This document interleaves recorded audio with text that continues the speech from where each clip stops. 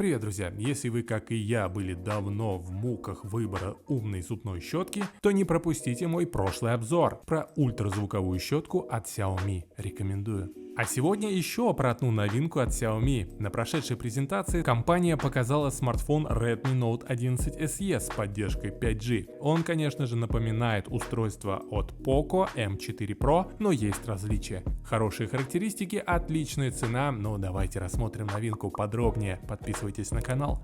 Поехали!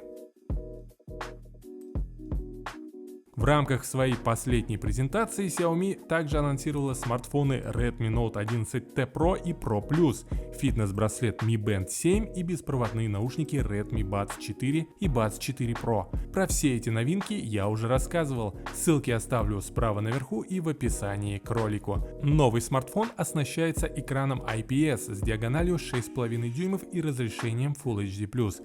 Частота обновления составляет 90 Гц, фронтальная камера на 8 мегапикселей, на тыльной стороне две камеры на 48 и 2 мегапикселя. Смартфон базируется на процессоре Dimensity 700 с оперативной памятью LPDDR4X, аккумулятор емкостью в 5000 мАч с поддержкой быстрой зарядки на 18 Вт имеется.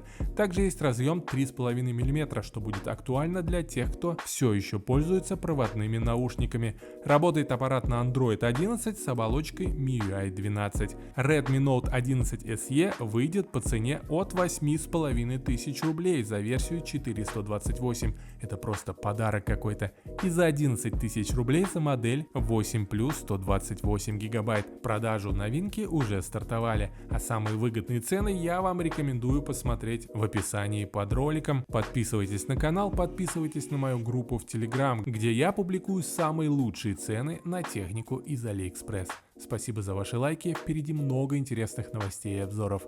Пока-пока.